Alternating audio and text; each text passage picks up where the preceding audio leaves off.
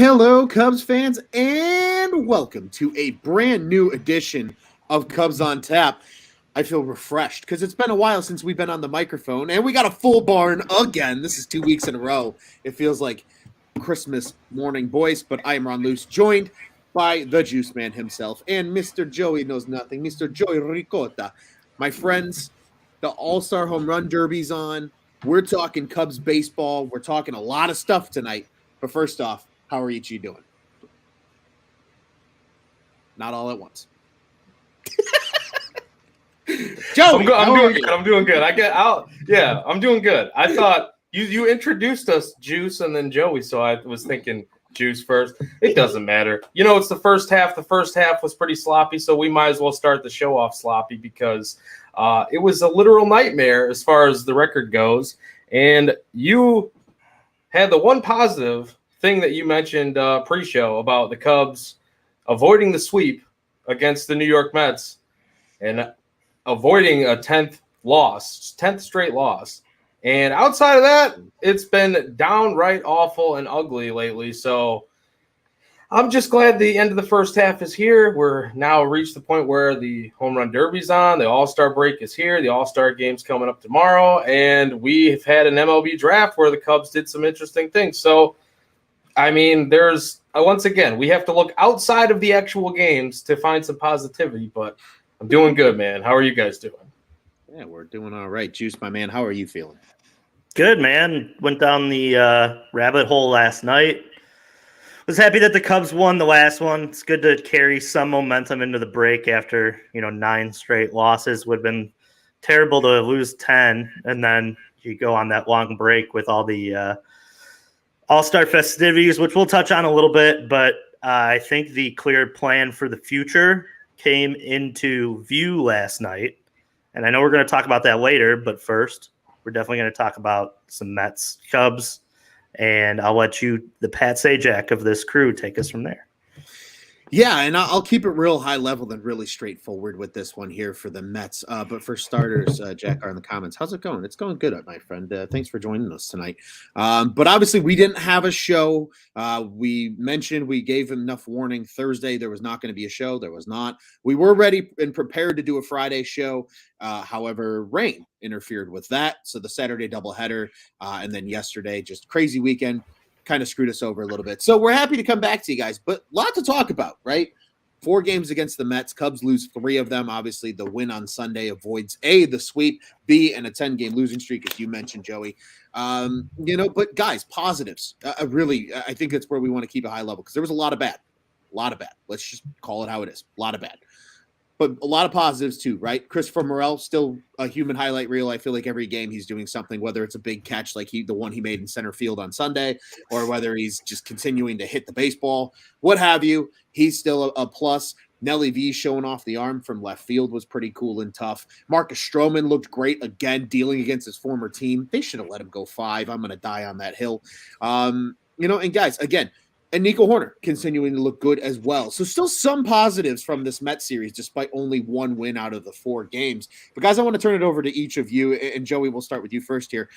Just some quick thoughts and quick message here about that Mets series. I think that every Cubs fan and player is happy to say is in the rearview mirror. Yeah, I mean, it just sucks when every single time it feels like lately, every single game is a 1-run game or an extra inning game, and you fall short. And that's kind of how it felt in that entire Mets series until the last one, which it's kind of felt that way all season, really. I mean, their record shows in extra inning games and in tight ball games, they are not good. They just can't close the deal. And it's just really resembled the entire first half, really. I mean, if we're being honest, that's what that series was. It just showed how the entire first half went. And, I mean, I don't know. I don't have any major takeaways from the series as a whole, like even on an individual basis, because we saw most of it throughout the first half from the positivities, from the positive signs from some of these players and the negative signs.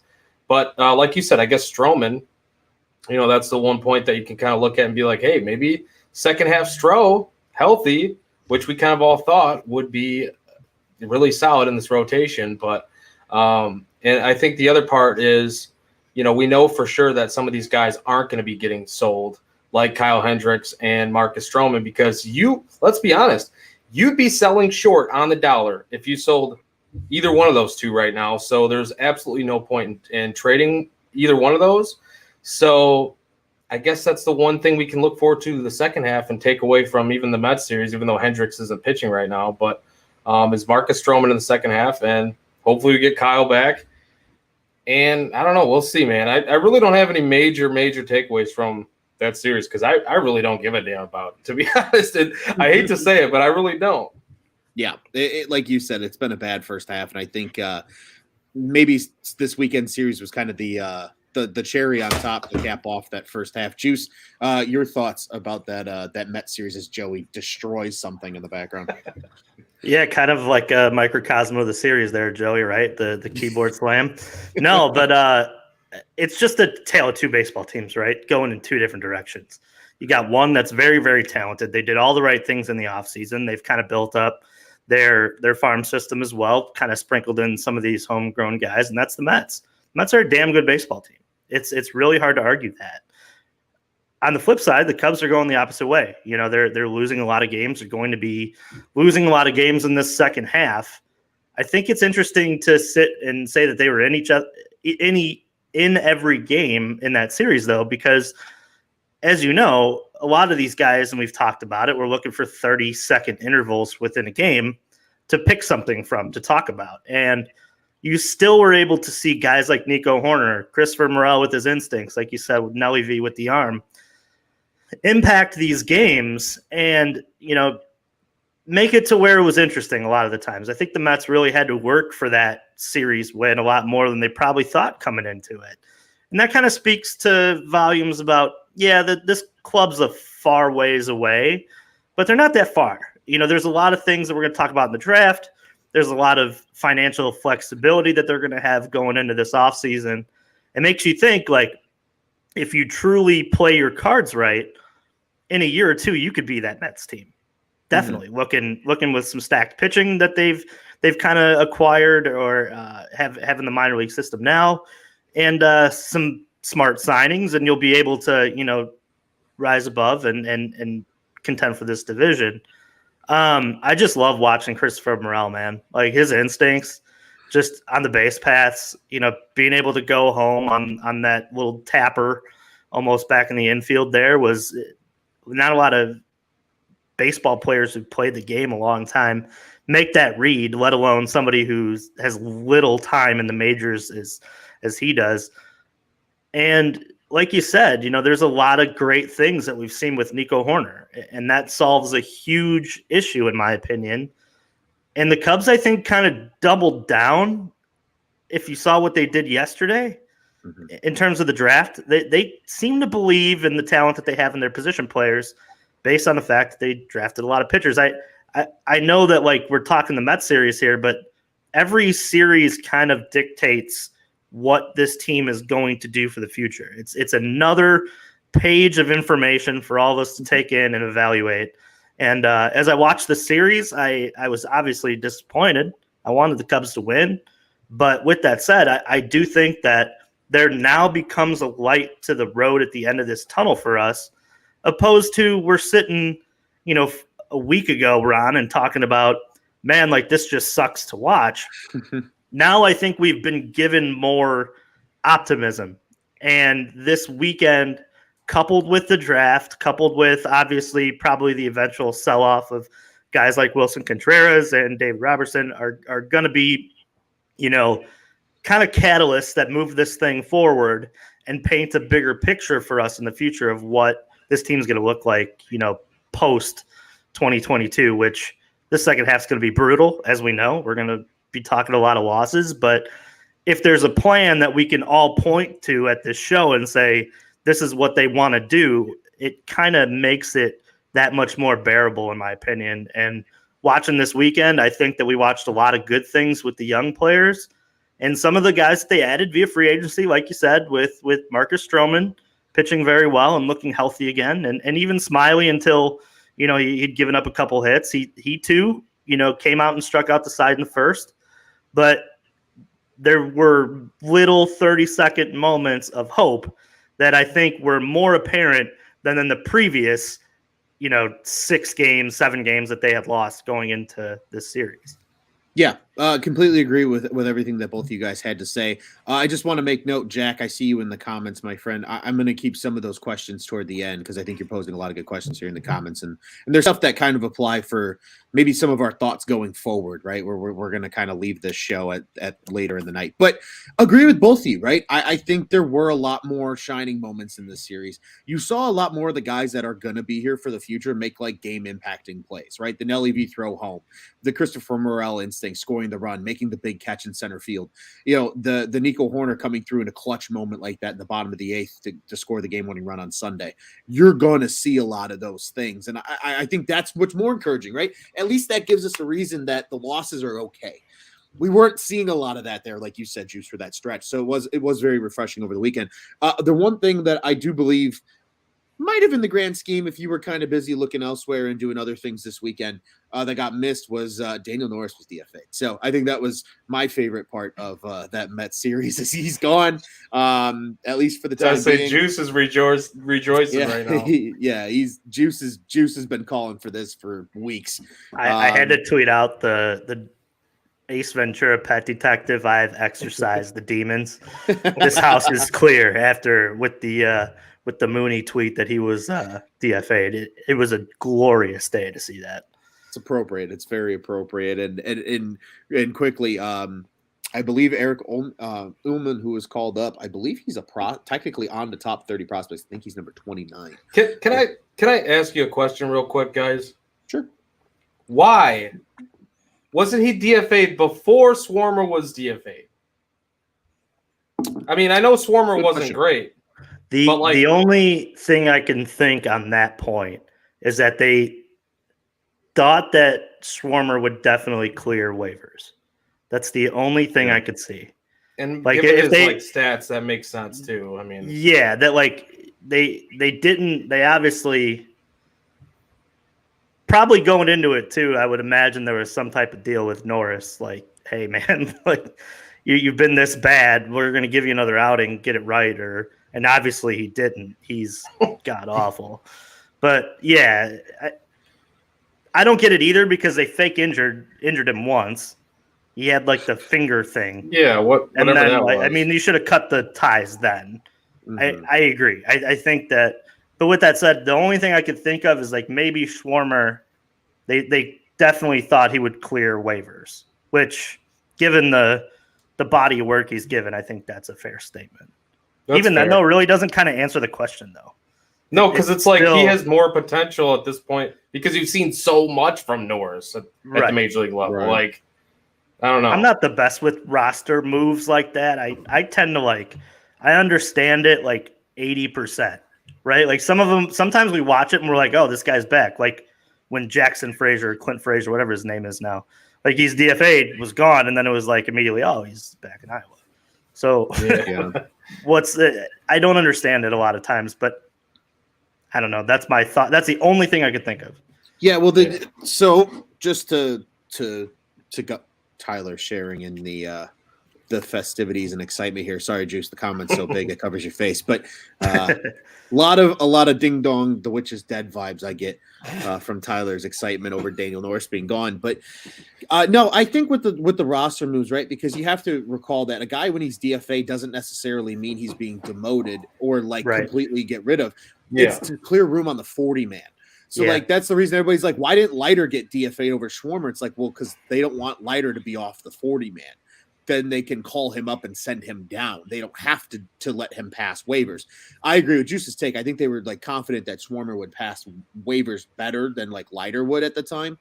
And maybe they just kept Norris, like you said, Juice. Maybe there was a thing, hey, you got to get it right. You're a lefty. We're going to give you another shot because we need lefties. And then eventually they were just like, all right, you know what? Fuck it. You've been too bad that we can't handle it anymore and you got to go. That's the thing, though. I just don't get what did you actually need to see from him? Yeah. Even if he's a lefty, like Swarmer, because then you still run the risk of him getting picked up, and maybe he just doesn't mean anything to you, really in the long run. Well, flip side too, right? There was Rule 5 this year is the last year for Rule 5, isn't it? Oh, I have no idea. Because they're going to have to protect a certain amount of guys anyway coming up. So I mean, eventually, I that bet you will makes see a sense, lot yeah. of guys DFA'd. Yeah, Because they're going to have to move them onto the 40-man. Otherwise, they end up in Rule 5. I don't know if they got rid of Rule 5, though, when they redid the bargaining agreement, though. There was some talk of that. So if anybody can answer that. See, there's a lot of times where we get on these shows, and I'm like, rosters, Rule 5, is it still here or not? Like, I don't know. I need to do more Yeah, research. I'm not sure about the Rule 5 part either, actually, now that you mentioned that. Yeah. But no, I agree. I think Juice has it spot on there, right? Where like there's going to be a lot of moves later too, and I mean, there's still a chance too that Norris ends up back in AAA, right? Like he could clear waivers and accept an assignment. He might not accept an assignment to the minors, and they might just grant him his release. So there's a lot that still has to happen with the DFA. Like it's just like the first part of the move, if you really think about it that way. So it's certainly something to keep in mind. But Met series is over, thank God. Like you guys said, that ends the first half on a sour overall note, but at least a bitter end. They got a win going into it. There's no 10-game losing streak. They're on a 1-game winning streak now. So that's kind of cool and kind of tough. But guys, All-Star break, right? That's where we're at. That's what we want to talk about. That's the fun stuff, right? Futures game on Saturday. Pico Armstrong got mic'd up, provided a couple of good sound bites. Also hit a double down the line the opposite way. That was very nice. That looked pretty. He looked good running bases. Like, that was some good excitement on Saturday. And then tonight, Home Run Derby is going right as we're recording right now. If you're listening on podcast tomorrow, you get to kind of get excited with us, I guess, in hindsight. Right now, we got Acuna versus Alonso. I think Julio Rodriguez took round 1 over Seager. So, because he hit like 30-something bombs in the first round. Nonetheless, it's All-Star time, boys. Cubs got 2 All-Stars. Ironically, something I brought up before the show. Same number of All-Stars they had last year when they were a significantly better team. Last year it was Bryant and Kimbrel. This year it's Willson Contreras and Ian Happ. And they have a starter this year, which they did not have last year. So interesting little tidbits there nonetheless. But guys, just overall thoughts with the All-Star game. Anything you're looking for? Potentially a Derby winner for tonight while we're watching live, at least. Our friend Jack here has Schwarber, a Cubs legend, to win the Derby tonight. Boys, the floor is yours. Juice, we can start with you. Just any All-Star thoughts, futures game thoughts, what have you from this weekend out in Los Angeles? Yeah, I think for me, the main, first step to watching it was watching PCA, I think, in the futures game, a couple days ago. He was mic'd up. It was good to see him get out there and play and be noticed for his accolades and what he's been doing this year. He's had a great year. But yeah, for the All-Star, just don't get hurt. I enjoy it every year. Go out there and hit it around, have some fun, and take it in, especially if you're Ian Happ. Like it's just so cool to see his story, like to be sent down, to be talked to make the adjustments, and now like all the work is paid off. He can enjoy it, sit there and get in at bat and learn some things. And this is the thing too. Like I truly think like Ian Happ is going to be, I hope he is a pillar and a mainstay, for future Cubs teams that we're looking at and watching. But it'd be interesting to see. For Willie, it's kind of sad for us, I think, because I think we've all kind of accepted the fact that he's probably going to be moved. Doesn't mean that in the offseason the Cubs can't come back and sign him if they feel like they can contend at an earlier pace than probably all of us think here. But yeah, for the Derby tonight too, I think we're all sitting here rooting for Schwarber, right? He got kind of hosed against Harper with the dad throwing the pitch at the buzzer a couple of years ago. But it's just so hard to beat Pete Alonso. That guy's a machine, right? Like he's just the perfect swing for it. He's just so strong. Like it just seems like he's just unbeatable. He's just ridiculous when you watch him in that kind of setting. But yeah, I'm rooting for Schwarber. I'd be hard pressed to not take Pete Alonso though. But yeah, hey man, he's won 2 in a row. He's probably due to lose one. So Schwarber, nice pick. But yeah, that's kind of what I'm looking for. Enjoy it. I'm a sucker. I like the celebrity softball game too. I don't know. A lot of people hate that, but I always sit and I watch that as well. It's interesting to see what guys come out to play it and kind of laugh and see some NFL stars look out of place. I think a couple of years ago they had think I watched I don't know if it was Khalil Mack or it was Myles Garrett when he was in Cleveland. He was in the Celebrity All-Star game, and I was like, man, like it's just so weird to see him hit, and like he's just such a big dude, just Massive. so out of place. Or maybe that was the NBA All-Star game. That was the NBA All-Star game. My mistake. But like it's the same concept. But it's just cool to see like these guys. I always think of Nelly too. Always when it was in St. Louis or whatever, him playing center field and showing out. But yeah, man, no, it's just fun. It's a fun weekend. It's cool to watch like that amount of talent on the baseball field all at once. But yeah, snubs wise, like I wish Dylan Cease was in it. I think he deserved it. I mean, I know we've talked about, Nico Horner and David Robertson as well, but like the fact that Dylan Cease isn't in it, it's kind of ridiculous. As much as I like to rag on the Southside guys, but yeah, man, he should be there. Yeah, absolutely. Joey, what are your all-star thoughts? Snub, same thing. It's the exact same as what you said. Dylan Cease deserved it 100%. I mean, not just because he originally came with the Cubs, but he's just balled out this year. Like coming into the season, you look at what he did last year, it was really only like the one inning last year that would hurt him in each game that he pitched, or the games that he got, scuffed up a little bit. It was like the one inning he would struggle with, but the rest of the outing, he would pitch really well. It's like this guy has so much stuff and potential. It's cool to see him put it all together, and he really should have been an all-star this year. Of course, Horner, magnificent as well. I'm just happy that like we get to see Wilson Contreras in an all-star game, hitting ahead of his brother. That's really cool. William Contreras back-to-back in the lineup. You can't really like. I was watching the interview. Could you imagine them going back-to-back in the all-star game? Like that would be. Dude, that would be so freaking cool to see. Like, I'm rooting for it. I know we're all probably rooting for it. Like, that's never happened before. Brothers going back to back in an all-star game. At least I don't think. Like, I don't know. I mean, I haven't looked it up, but I'm pretty sure that's never happened before. Contreras, though, like, it's cool to see him in the all-star game. Like you said, we're expecting him to get dealt, right? We've kind of all come to terms with that at this point, and maybe he is going to be brought back because catcher is still a weakness. It's still at least a couple years away, even in the system. I mean, Miguel Amaya is now back with Double-A Tennessee from what it sounds like. So, but he's still a ways away. I mean, this is a guy that's had a long time off, and he still wasn't hitting quite that well, even in the minor leagues before he got hurt. Like, he was progressing defensively, but it wasn't like he was putting up some gaudy numbers offensively. It was just the prospect potential in him that got him as hyped up as he was and got him as highly ranked as he was before he got hurt and before all these acquisitions were made that kind of reboot the farm system and pushed him down the rankings.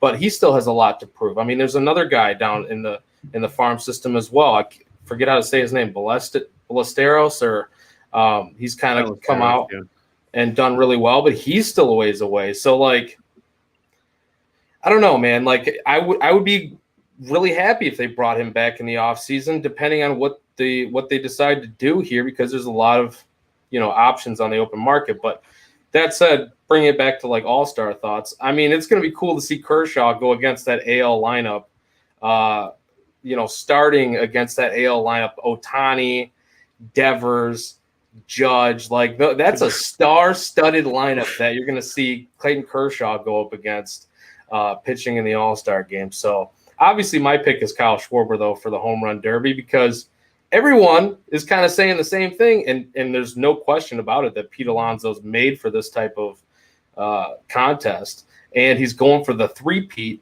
pun intended. But like Kyle Schwarber, like you said, he got robbed against Bryce Harper, and I feel like with the betting angle coming more and more into play, this is the type of contest you can rig if you are Vegas, and why not just go for that next kind of guy down the betting board?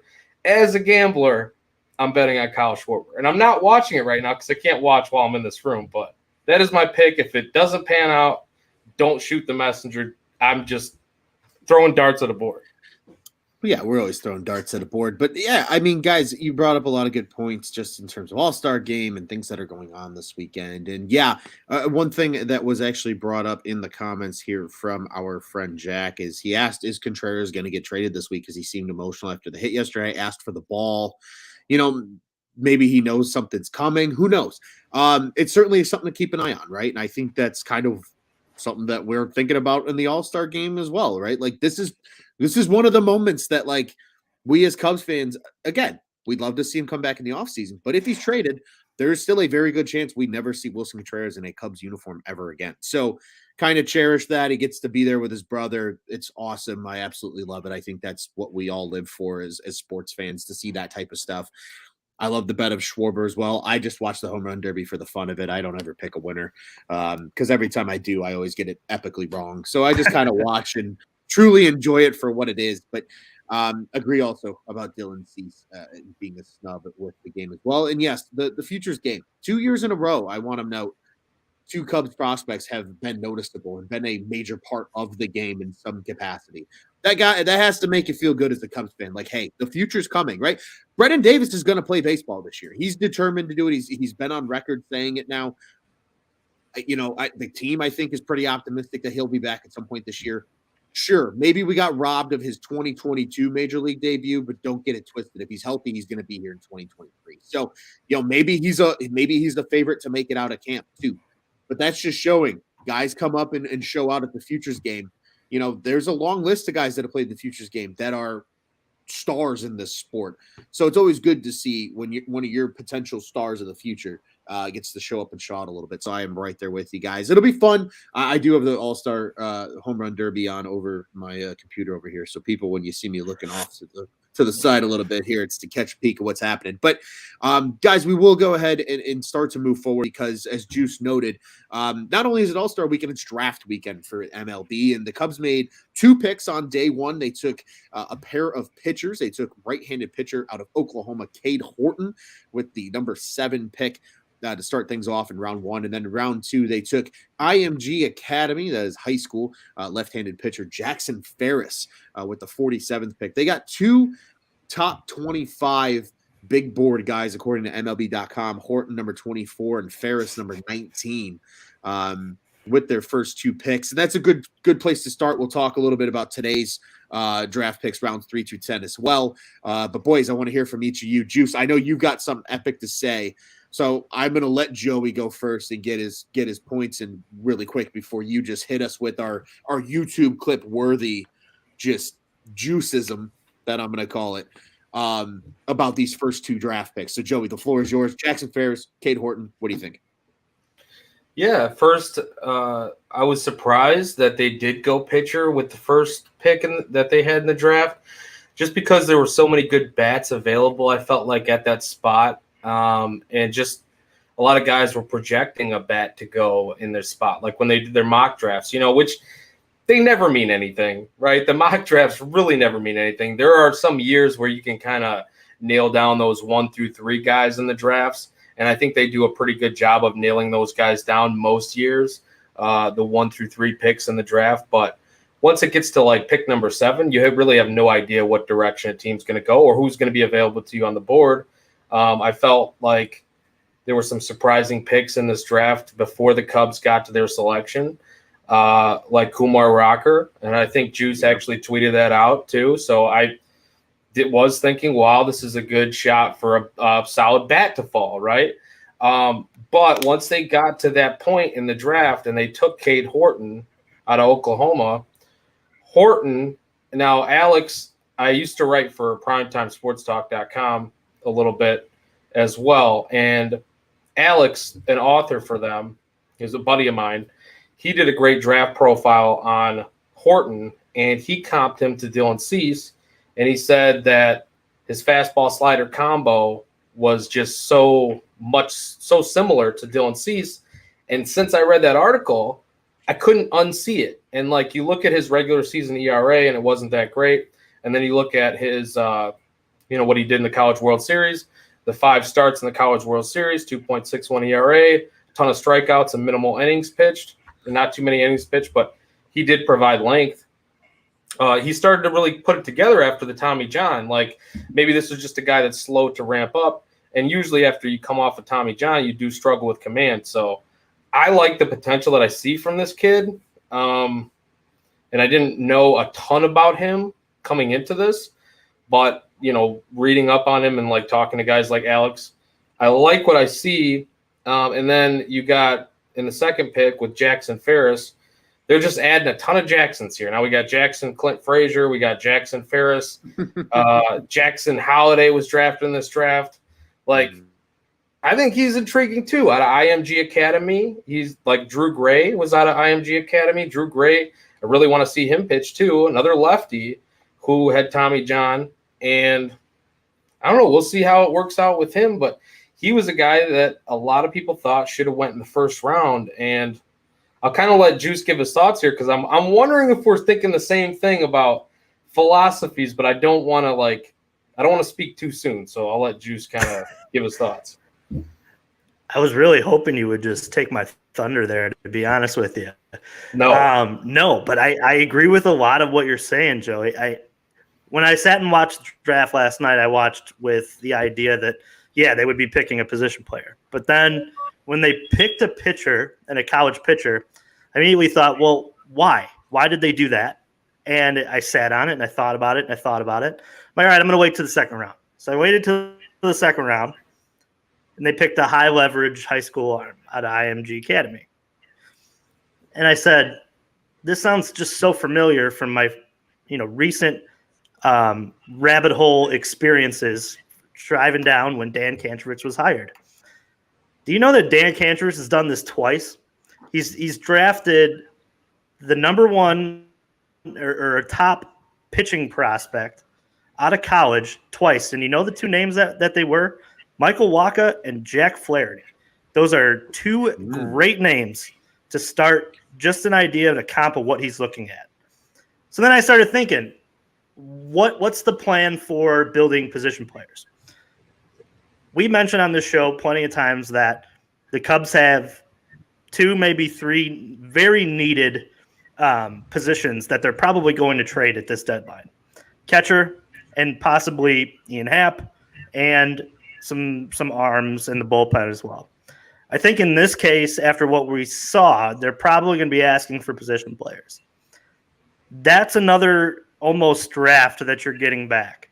It's almost like double dipping in rounds 2 and 3. Those are the prospects you're probably going to end up asking for.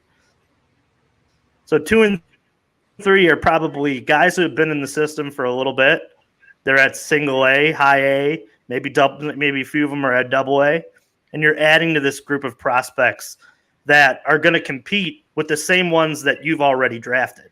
So they have this just huge amount of – and South Bend's going to be really fun to come and watch.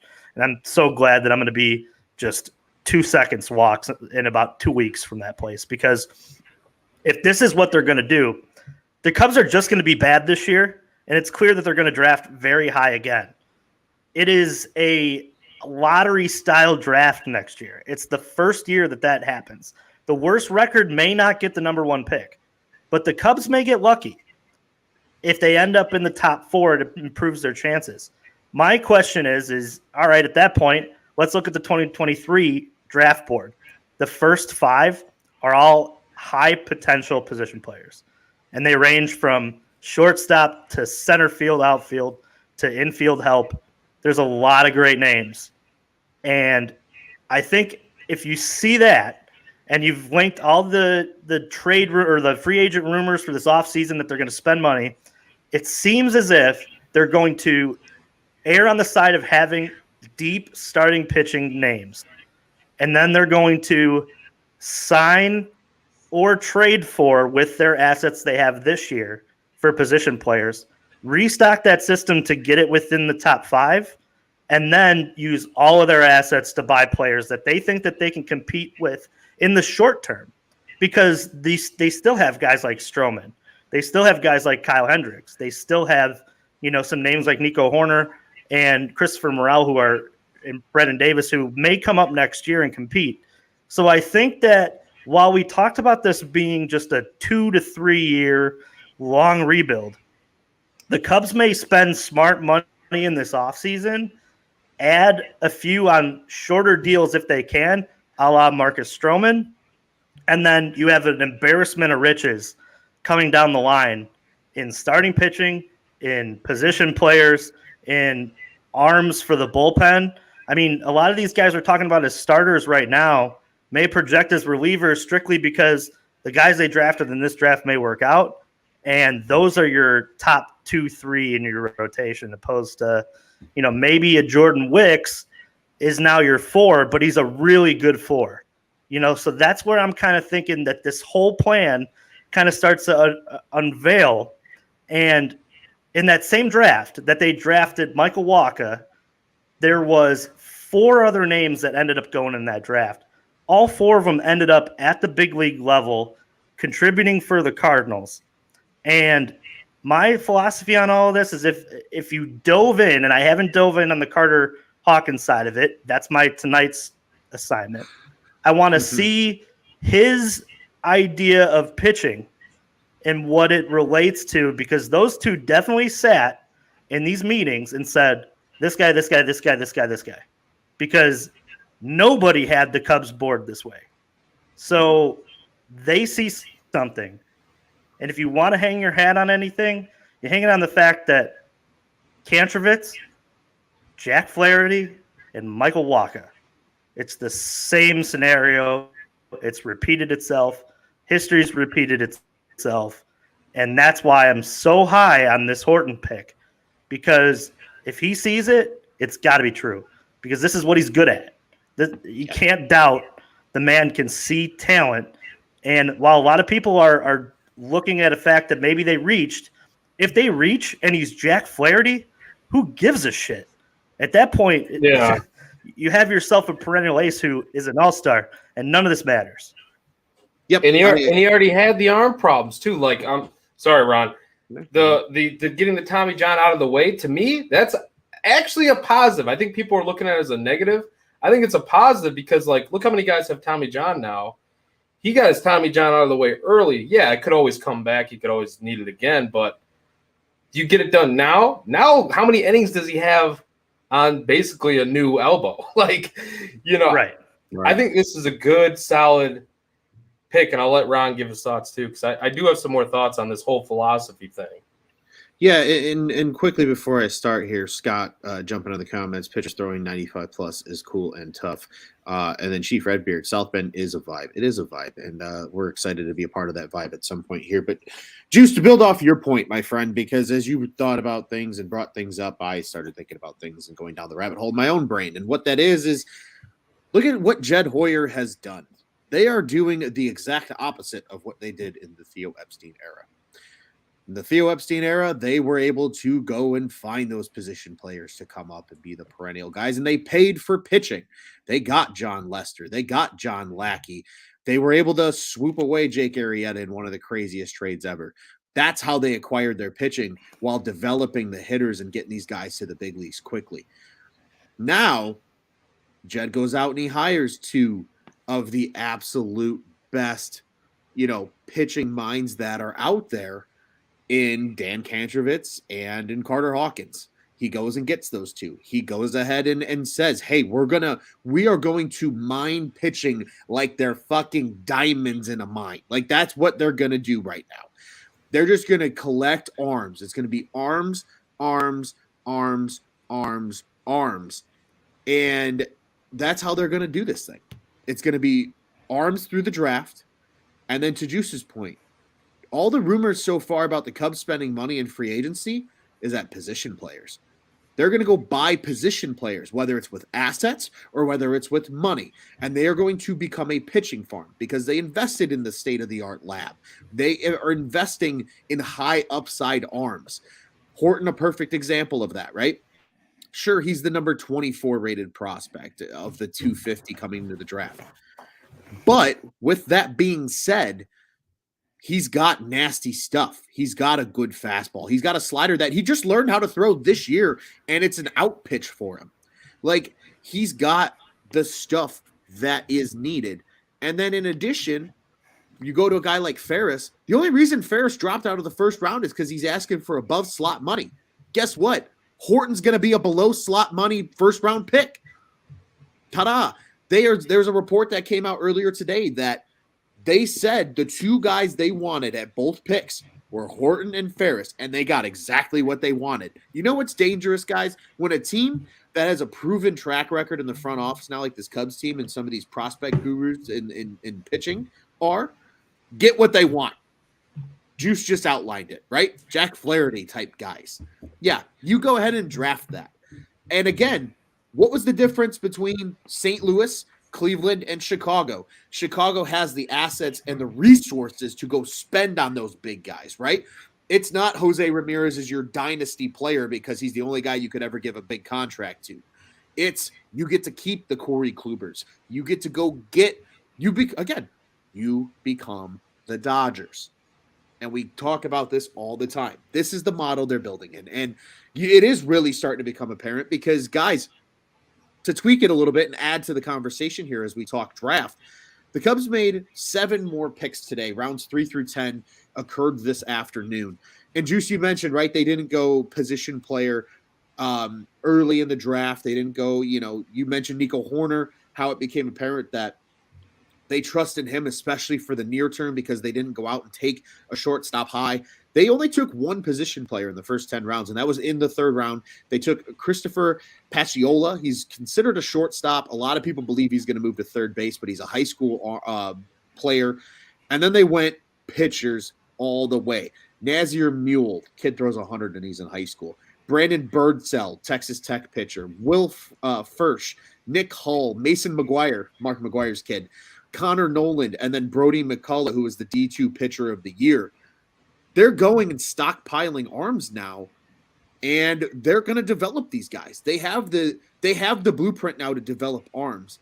And then when you develop so many arms that you can trade from that and then go get your hitters, it's literally the opposite of the Theo Epstein model. And it's Jed, I think, A, seeing where baseball is going, and B, learning from the mistakes of that first time around with the Cubs of what they need to do. Because in my opinion, as we saw, the hitters, when they get to the big leagues, need to continue to develop. Usually pitchers, right, they get really good, and you could tell, like, oh, shit, yeah, this guy's just going to keep going, right? That happens more often than not. You see a lot more position players plateau, and we saw it with the Cubs. All their guys plateaued. They didn't develop further at the major league level. Well, now they're going to develop that pitching and develop it through the major league level. And then they're just going to go trade for the guys they want to hit the baseball because they have all the guys that can hurl the baseball. And I really do think that's the model they're building in. It's kind of exciting to watch. And it's different. It's a different era of Cubs baseball. It's very different than this last era that was overseen by the great Theo Epstein so far. So, guys, any further thoughts here about the draft and any other things you want to share before we start to get into some of the fun stuff about the show? Some first half look backs and some second half look forwards as well. Yeah. No, go ahead, Brigitte. Go ahead. No, go ahead, Joey. I'll keep it kind of brief, but I wanted to just add into the discussion of like philosophies. I think this is a few different things kind of building up here too. One, it kind of gives you an idea of how they feel about the prospects, the hitter on the hitting side that they already have in the system that they've acquired via trade or via draft. And it also kind of shows you what they were able to do last season with like Jordan Wicks and how highly they feel about him. They got him on these mic'd up segments on YouTube. They're doing that for him. They feel real good about him. He just got promoted. Same with DJ Hertz. They're developing the pitching now. It might have taken a little bit longer with Keegan Thompson, with Justin Steele, guys like that. They're developing. Scott Efros is older. He's developed into a solid reliever. Like if the floor is a high-end reliever developing through the system, and you have all these guys that you're kind of bringing through and you can use as trade chips too. Like, we haven't even talked about the Juan Soto rumors out there about him getting traded. True. The Cubs are a perfect fit for a guy like Juan Soto. Now, do they want to give up what they've just been trying so hard to build in the farm and whatever it's going to take? Who knows? But same thing they did last year with Jordan Wicks in the draft. They were able to go over slot with James Triantos in the second round. You're kind of seeing that here in this draft with like Jackson Ferris. He's probably going to get over slot in the second round because they went under slot in the first round. But if it's a guy you're high enough on And he, like Juice said, he could be like a Jack Flaherty guy or something. If that's what he becomes, you'll take that all day long. And like, and that Mule guy too, he could be a two-way player. He actually hits for power and he touches 100 miles per hour. Whether or not he's going to go to college or if he's going to sign with the Cubs, who knows? But like all the pitching that they acquired in this draft, to me, it definitely speaks to how they feel about developing pitching now and how the narrative is kind of changing, how much they're trusting in themselves and what they're searching for as well, like what you said and what you've said, Ron. But like also signals what they're going to do in free agency. They are absolutely, in my opinion, going to go heavy on the bats. Like we are going to see them in the runnings for a Bogarts, a Turner, a somebody like that. And I would not put it out of possibility because the Cubs can afford him and they can afford to extend him, a guy like Juan Soto, which, I mean, just the guys that are progressing at the minor league level, the hitting that's progressing through the system, I think they feel really confident with those guys, like the Kevin Alcantaras, the Triantos, who's still a little ways away. PCA, we've already talked about him and Brennan Davis. But so the outfield is like a ton of depth there. But you get a chance to get a Juan Soto as young as he is, and then you still build up these pitchers, you're talking about a franchise heading in a very, very good direction. And I'm not saying it's going to happen, but when you put all these chips together, you can see why maybe a team like the Nationals or, you know, another team selling high on a player like a Shohei Ohtani. The Angels might be selling Shohei Ohtani. If they're selling him, the Cubs could be in on him. Like, he's a little bit older, but who has money? The Cubs have money. So I don't know. I love what they're doing at the minor league with the draft here. I wasn't quite sure where they were going to go, like I said, but the philosophies, you can see that they are really feeling good about their pitching development system. Yeah, absolutely. Juice? Yeah, just to add on to that, 2022 or 2012, that Michael Wacha first pick, the third, the fourth, and the sixth pick in that draft, Stephen Piscotty, Patrick Wisdom, Carson Kelly. Like, I mean, these guys know what they're looking at. It's not, and then you had Carter Hawkins in there who knows pitching. Like, I mean, it's an embarrassment of knowledge that's in that front office. We'd be stupid to sit here and scream. That's the other thing that kind of pissed me off yesterday. All these Twitter people who are screaming, why this guy? Why this guy? Well, what the hell, man? Like, you've been screaming that the Cubs can't develop pitching for God knows how long. They draft 10 pitchers, and now you're pissed off. Like, I mean, you can't have it both ways.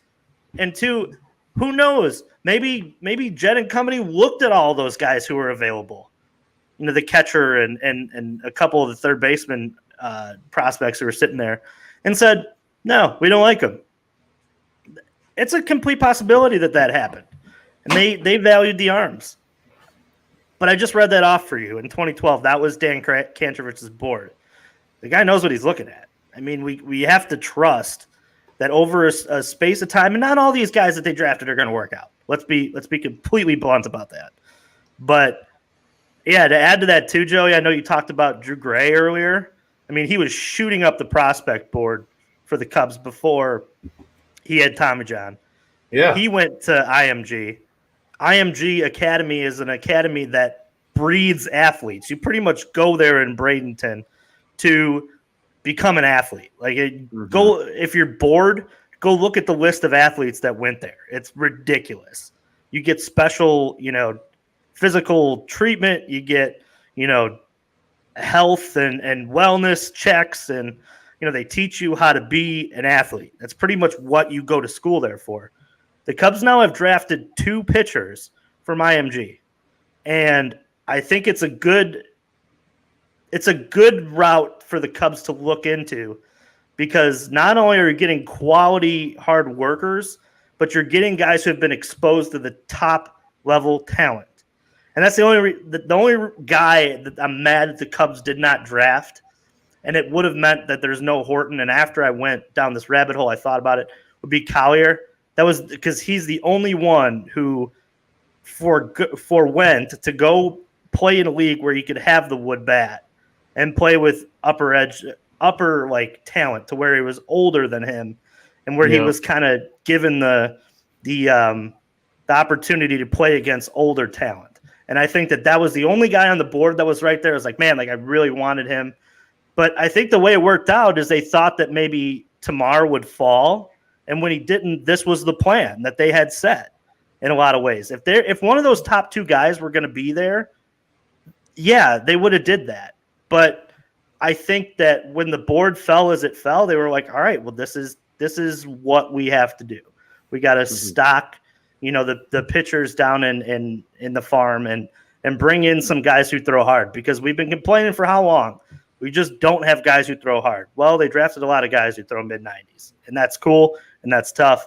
And the guy that they drafted at 7 throws 97 and has a 90-mile-an-hour slider. Everything's going to be okay, Cubs fans. Just take a breath.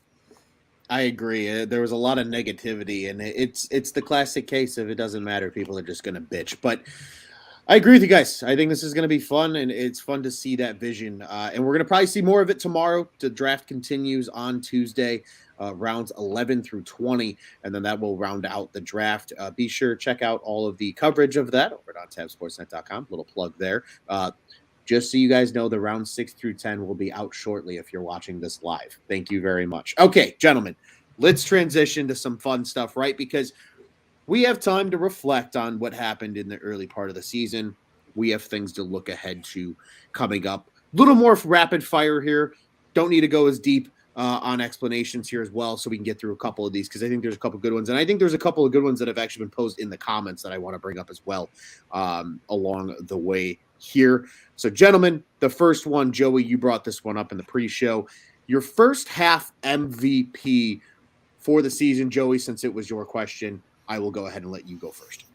Oh, man. I really wanted to give it to Nico Horner, but I'm going to go with Ian Happ because I feel like he's just been so consistent and really, really come into his own this year.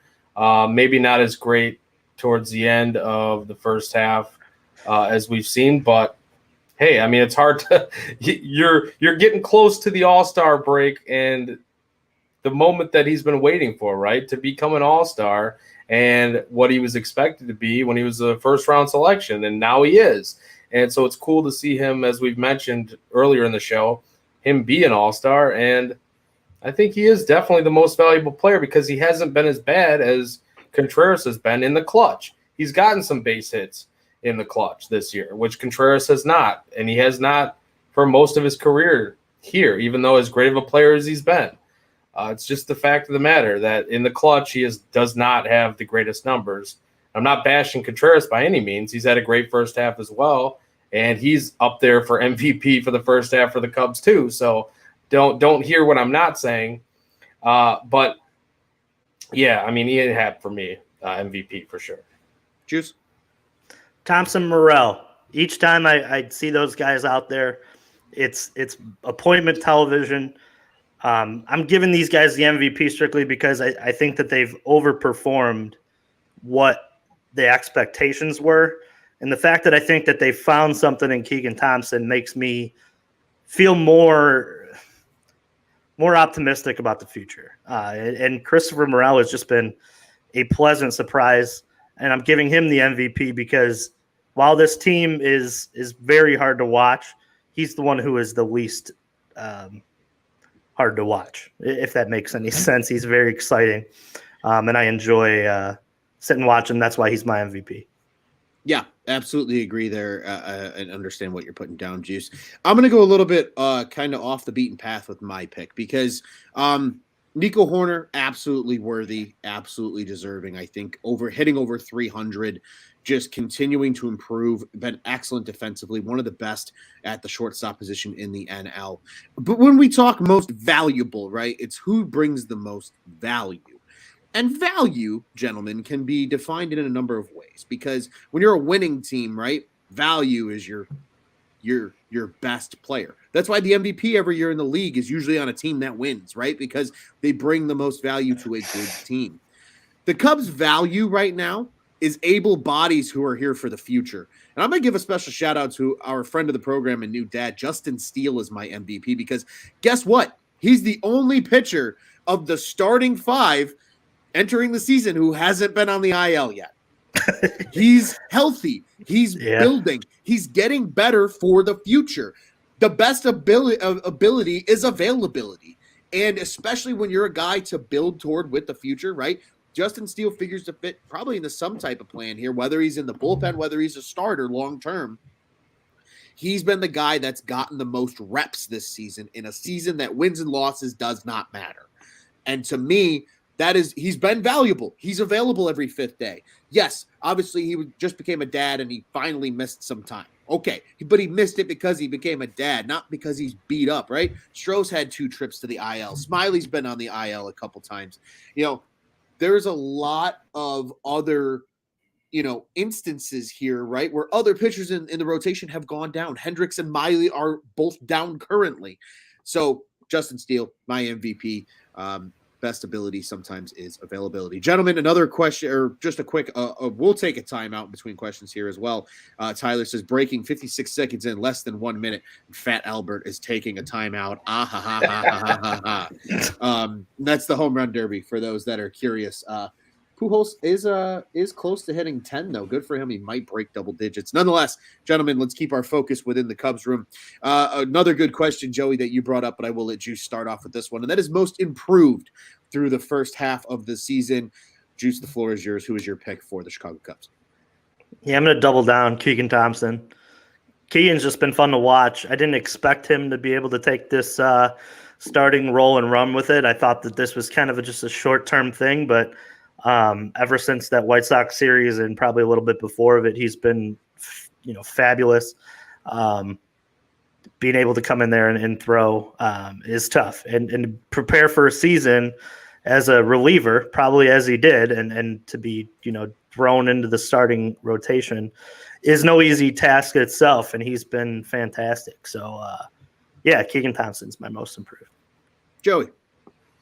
Well, that was my pick. That was going to be Keegan. I think most improved for sure, because that new slider cutter combo that he's been working on with the fastball, the usage of that has played really nicely in the starter's role. He didn't have the greatest start against the Mets, of course, but hey, man, I mean, that's a long first half. And like Juice mentioned, he wasn't even really fully prepared to be a starter this season. He was kind of in the mix in spring training to be a starter for that 5th spot, but he wound up going into the bullpen and then being that kind of long relief guy that we thought that was his strength, right? Because he started the season so strong in that long relief role. And me and Juice and you sat on these shows and we're like, that's just his niche. He should just be in the bullpen and just be that guy all the time. And then lo and behold, he gets back in the rotation and he still produced and he still was really solid. So I think that's definitely worthy of most improved player. And I'll toss Nico Hoerner. Nico Hoerner's name in the hat as well, because the fact that he's been healthy and the average in the defense at shortstop, that's something. And maybe it's not even most improved. Maybe it's just he needed the time out there and he just wasn't. He's improved at the major league level, but he's improved in the sense that, like, we weren't sure that he was going to be doing this at the major league level. We just thought he had the potential to do it. So I guess you could say most improved as well for Nico Hoerner. Yeah. Hey, Joey, you're only supposed to take one, you jackass. Sorry. My pick was Nico Hoerner, damn it. And no, you hit on it perfectly, because here's the thing is, to me, Keegan Thompson was thought of as, okay, they gave him a shot at the end of last year, right? He's a guy in consideration to be a part of this future as a starter. That was happening. Nico Hoerner has taken his game to another level this season, sooner than I think any of us could have thought, right? And I think a lot of people overthink it and misjudge it, right? Because Nico is, everybody's like, oh, he's been around since 2019, right? He's been in the big leagues. The motherfucker just finally played a full season worth of baseball, folks. Like, he's still incredibly young. He's hitting over 300. He's playing incredible defense, like you said, Joey. And he truly is a player in my mind that's most improved, because look at the early part of the season to now, right? He was hitting well, but he was hitting like 265, right? Early in the season. Then he got hurt. Then he comes back and just goes on an absolute tear, numerous multi-hit games in a row. And now he's ballooned that average all the way up above 300, and he's keeping it above 300, which is even more impressive. It wasn't just a hot streak. He's keeping it up there. That's how good he's been. So, Joey, I'm just giving you a hard time, my mans, but that was my pick because, and I agree, I think Keegan's absolutely deserving too. But to me, just Nico Horner went from in the offseason being, hey, he's the stopgap shortstop to either them signing somebody big or a guy coming up to like, hey, he's actually in consideration now to be the guy maybe in the future, especially if he continues to develop at shortstop for the Chicago Cubs. Who knows? But he has a future here as well. Gentlemen, now we get to look a little to the future, right? We all want to put the past. The season has sucked so far. I've got a couple of questions, and there's actually one here in the comments that we can go ahead and entertain for the upcoming part of the season, and I have it here. And we will actually start with Tyler's question because I think it's a good one. It is a second half question, so here we go. It's a second half question. Who's one guy that'll be on this team after the deadline that you want to quote unquote call out? Somebody you want to say, hey man, do better. Let's see these numbers, insert numbers here from you. So Juice, I will go ahead and let you start this one. Who is a guy that you want to call out? You have an expectation that you're setting for this player who's going to probably be here after the deadline in this second half. The floor is yours, my friend. Yeah, it's kind of twofold because I think he's done a lot of good things. But there's two names that come. One is Marcus Stroman. Stay healthy and make sure that you're able to build for next year. That way there's some type of enticing piece here for free agents to look at and say, I want to play with that guy because he's fun and he's damn good. The second part is like, I don't want to call him out. It's not that he's had a bad first half, but Justin Steele continue to develop. I think that the ceiling is the roof, as Michael Jordan says, for that kid. He's got so much talent. If he can harness it and become, a dominant lefty, we're way ahead of the pace or the expectation if he's able to put it all together, because you're talking about three quality arms that you have already currently in that rotation with Stroman and with Keegan and with Justin. It's not a call out. It's more or less just keep doing what you're doing. But first off, I think it's Marcus Stroman. Stay healthy. Set an example for this young rotation to take the ball every fifth day and be fun. That way, when free agency rolls around, you can get back to recruiting like you did last year, and people want to come and play with you. Mm-hmm. Joey. Oh, I mean, because he hasn't been DFA'd yet, I'll say Rowan Wick. We've seen better from him. Like, we have seen better from him in years past, and now he's just absolutely garbage, right? And lately a little bit better, but like not quite Rowan Wick. You know what I mean? Like the Rowan Wick that we thought we were getting in the bullpen. So that's one of the guys. It's not like a main guy, but the main guy I'd probably call out, and it is his first year in the big leagues. First year, he's a rookie. I know the age, but he's still a rookie over here. I want to see more from Seiya Suzuki. I mean, like, you are getting more experience by the day. And I think whatever we get from him this year is fine. Like, I'm not necessarily going to be like, hey, if he struggles the second half, it's over for Seiya Suzuki. It's definitely not. He's around here for a few years, but and the potential is massive. I think we could really get a good Seiya Suzuki here in the second half. Maybe that's more of a prediction than a call out, but I think I would kind of call him out and say, hey, dude, like, you can be a leader on this team. And, like, you have the personality to be a leader on this team. Maybe not vocally as much, but, like, the personality is there with him and Morel kind of being those Energizer bunnies and happy-go-lucky types in the clubhouse. This team could actually win some games in the second half if Seiya Suzuki is Seiya Suzuki. Yeah.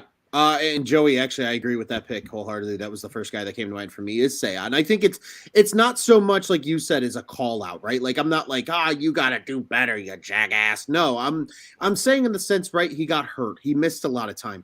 That's adjustment time. that Juice has preached on here, that we've discussed at length.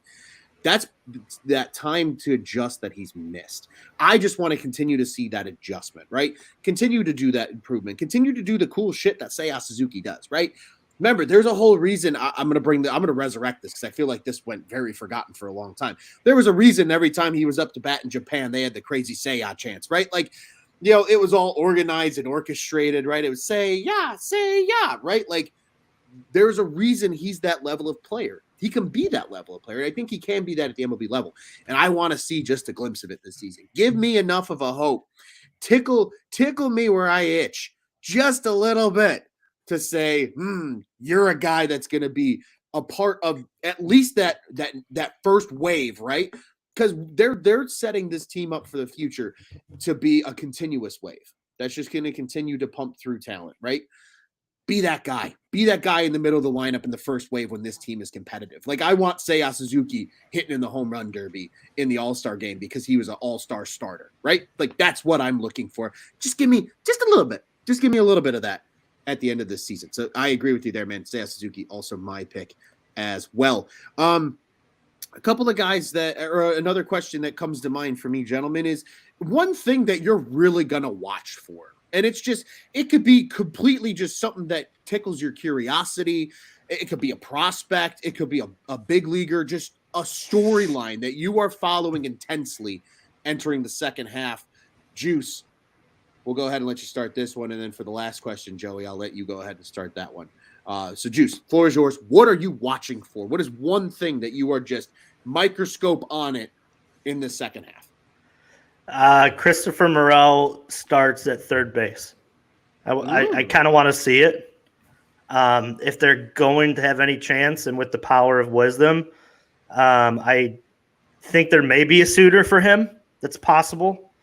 It wouldn't be for a huge return, but I'm curious to see where Christopher Morel fits in the second half. I know that they're looking at him as more of a utility guy where he can play all around, and that's fine.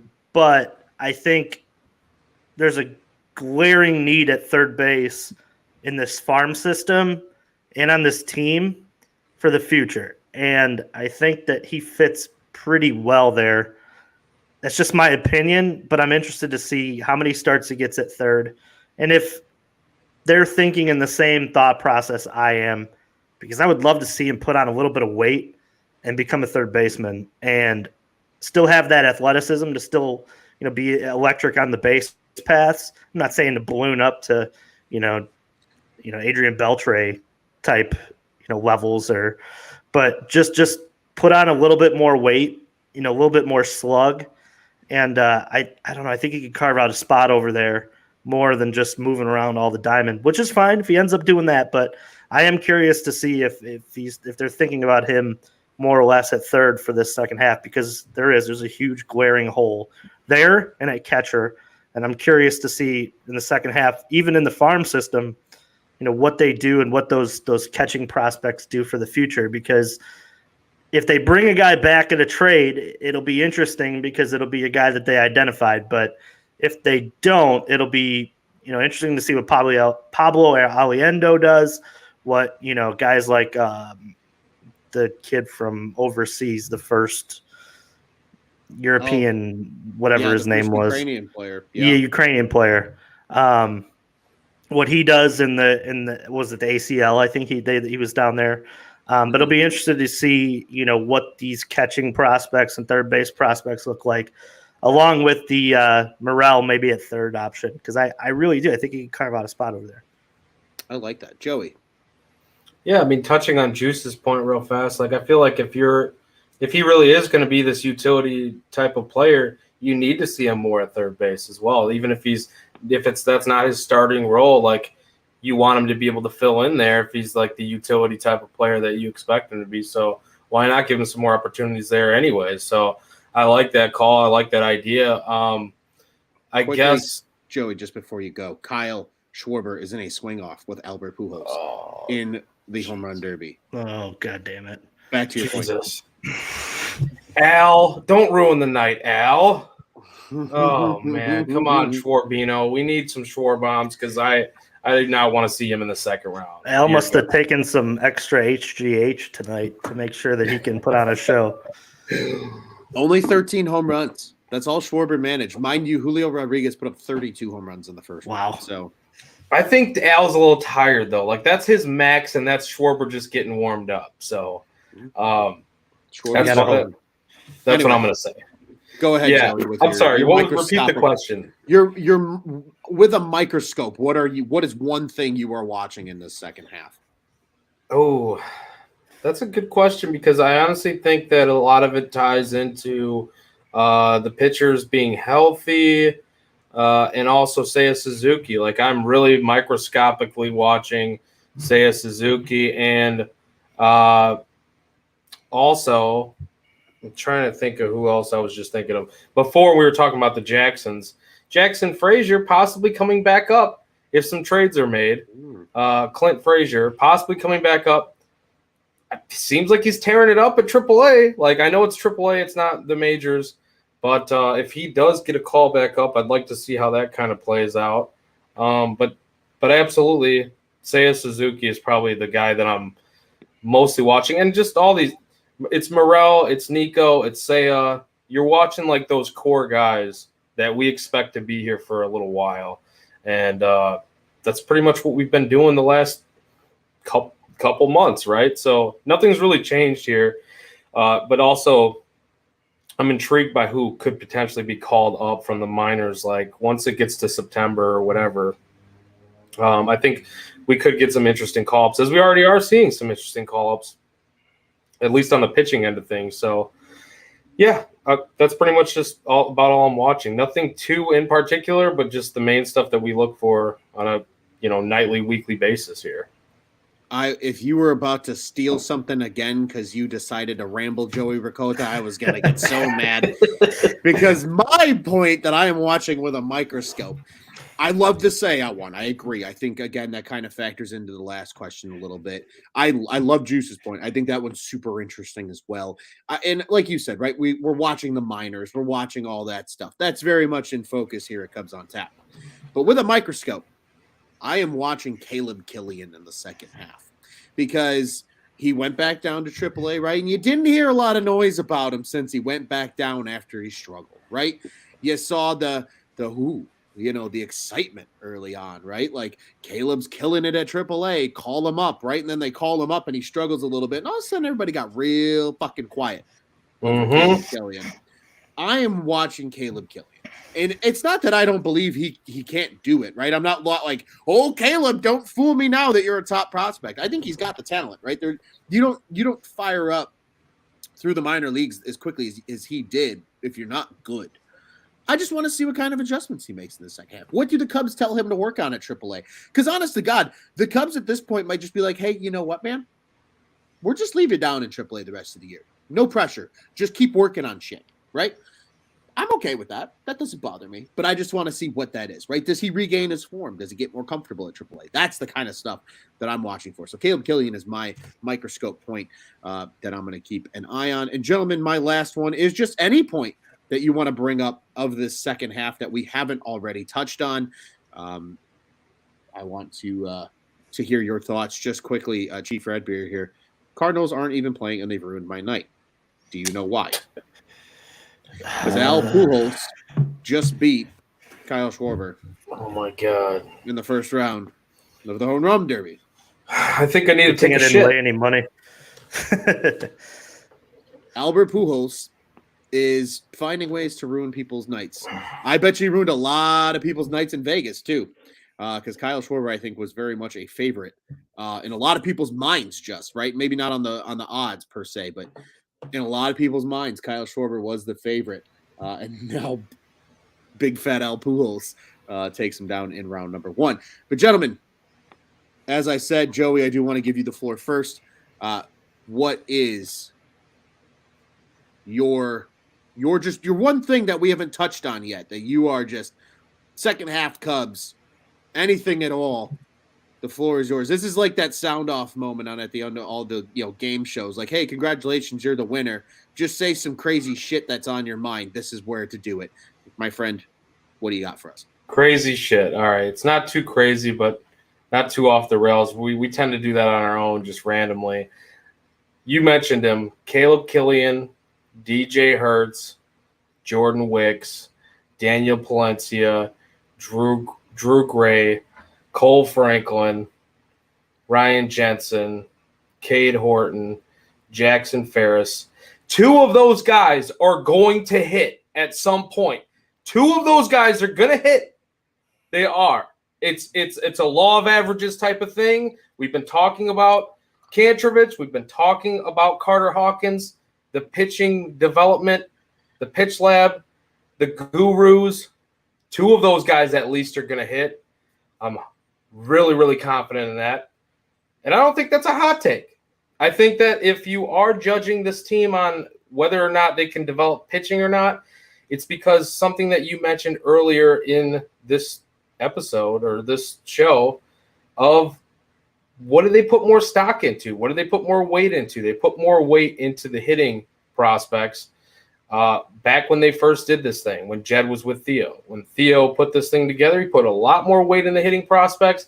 That panned out. This is kind of reverse engineering. This is what the Braves were kind of doing for a while, investing in a lot of pitching prospects. That can work. Like, there's no reason why that can't work, especially if you already have kind of invested in some hitting prospects as well. So second half, I'm looking forward to the way that this is going to develop from the minor league standpoint, and then also guys we've talked about that we continue to talk about at the major league level. Whether that turns into more wins or not, I feel like they're going to win more games in the second half than they won in the first half, and that's just because more guys are healthy, no matter the trades that they make here in the second half, because P.J. Higgins has shown he can hit a catcher too as well. So, not taking anything away from Contreras, but I do believe that they will win more games in the second half. Juice. Yeah, find the sucker for the immediate, what I'm watching for. Find the sucker at the poker table and take all their prospects for the guys that you're trading. I want a huge return. Again, like we looked at last year, stock even more competition. I've always found in any business, more competition is always a good thing. That way, you're getting some of the best prospects, and iron sharpens iron. So that's what I'm looking for in the immediate. For the second half of the year, I think we're looking for much of the same. Prospects develop at the major league level. Guys like Morel, Nico Horner, they put together first halves, continue to do it. I think that's the hardest part now, especially for guys like Morel. And like you said, Nico Horner, who hasn't played a full season, that second half grind is one that you don't know what you're in for until you have it. So they're probably going to take a step back and struggle a little bit, but regroup, find yourself, and then be able to, continue with your development and keep, putting the pedal down on driving, Cubs. To me, it's Cubs optimism. And that's what I'm really looking at for the second half. But I think in the immediate, find that sucker at the poker table who's going to try to win a World Series. I don't care who it is, if it's the Mets, if it's Tampa, if it's the Yankees, the Houston Astros, all those, even across town with the White Sox, they have some intriguing prospects as well that, if there's a need for a team, make sure you're getting the most out of, the return, because guys like Wilson Contreras, you're hoping you only trade them once and then you're never back in this situation ever again. My hope is that this is the last year we have to look at each other and go, man, it really sucks to watch some of this core go. I'm hoping that this is the last year that we get to the trade deadline and we're like, man, we got to sell again. No, I want next year to be who we buying, who's out there, what can we bring back on this team? Not just for this year, for a stretch run, but for the future. But it all starts with finding that sucker at the poker player table. I like that. I like that a lot, Juice. Mine is going to be a little interesting, and it's going to be a little off, maybe off the beaten path. And I'm going to say who's next, but I don't mean who's next and who's called up. Who's next in the sense that they have a Nelson Velazquez rise up the prospect rankings, because Nelson Velazquez going into last season, nobody knew who the hell he was. went on an absolute tear, especially in the second half, right? Absolute tear in the minors. Got on the Cubs top 30, ascended all the way to 16 this season, entering the year, and he's already in the major leagues. That was fast, right? He started last year at high A. He's in the MLB less than a full 2 seasons later. Who's next? Who takes that rise up the prospect rankings? Is it Alexander Canario and the hot streak he's been on? Is it PCA? Who is it? Who's the guy that just goes on the freaking tear in the minor leagues over the course of this second half and rises up the Cubs prospect rankings so much that it like borderline makes us go, whoa, did not expect that to happen, right? We saw that with Nelson Velazquez. We got that a little bit in this so far this year with Kevin Alcantara, right? Who's that next guy? Who's going to just rise up the rankings and all of a sudden, right? I admittedly wasn't singing Kevin Alcantara's name in the Cubs' future at the end of last season. Shit, now I am, because now he's the number 4 ranked prospect according to MLB.com. Who's next? Who's that guy that just takes a Nelson Velazquez type rise up the prospect rankings? I'm really intrigued to see that, because there might be one. There's a good possibility it happens. Kind of happened with Brennan Davis, right? When he came back healthy in high A ball, he rose quick. Double A, and then he went up. Who's next? Who is it? That's what I want to see. That is my kind of final take going forward for our show. Guys, this has been a fun one. Hour 20 minutes. We got to see Al Pujols defeat Kyle Schwarber in the home run derby we've been on so dear long. Christ, Ron, don't bring that up. Wait. If we can't end on that note. We just drafted Mark McGwire's son to really stick it to the fucking Cardinals. So it's karma. We went this whole show without mentioning we drafted Mark McGwire's son and a guy named Birdsell. It was mentioned, but yes, you are 100% correct. Sorry, maybe you did mention that. You're fine. No, absolutely. No, honestly, I think this is a show full of optimism, guys. I think you guys both nailed it on the head. I was happy to chip in where I could chip in. There's a lot of good shit happening, and the plan's starting to come into effect. And knowledge is power, and knowledge gives you security. And when you know and you can see what Jed and this front office is planning and what their vision is, it makes you a little more optimistic, I think, for the future. And it's a little refreshing, I think, for Cubs fans after just the metaphorical kick in the stomach that the first half was with this Cubs team. The gentlemen, before we do get out of here, I do want to remind everybody, Cubs on Tap is the official Cubs podcast of the On Tap Sports Network. You can check out all of our great work over at ontapsportsnet.com and at ontapsportsnet on social media. You can follow the pod-specific accounts here. We are at Cubbies on Tap, Cubbies. That's on Twitter and Instagram. You can follow me. I am at Loose on Tap on the Bluebird app. Joey is at Joey Knows Nothing. That ends in IN because that stands for Win Baby. And Juice is at Juice on Tap on Twitter. You can also follow at TeddyFreddy270, at Brandon MK, and everybody else who does great work for us here at Cubs on Tap. Bulls, Blazers, Blackhawks, you know the drill. We've got it all here. And yes, Cubs fans, we all have friends that like the Southsiders. Be sure to send them over to our boys at Sox on Tap as well. And we got all your other Chicago sports needs covered. We've got it all on tapsportsnet.com, at On Tap Sportsnet on social media, the On Tap Sports Network. Go ahead and check out what is on tap in Chicago sports. Ladies and gentlemen, we thank you for joining us as listeners. Boys, I thank you guys for jumping on. This one's always fun. It's the All-Star Show. We did this last year as well. We get to take a couple days off now. We won't be back in action as a podcast with you guys as listeners until Friday when the Cubs go to Philadelphia to pay visit to the Phillies. I will be crying like a little girl all weekend because I miss Nick. And we'll talk more about that though as the weekend approaches. We'll enjoy a couple days off. Enjoy Ian Happ and Wilson Contreras in the All-Star game, and we'll be back with you guys very soon here at Cubs on Tap. Boys, what do you say we get out of here the only way we know how at Cubs on Tap? Extra fuck the Cardinals. Fuck El Pujols. And let's go Cubbies.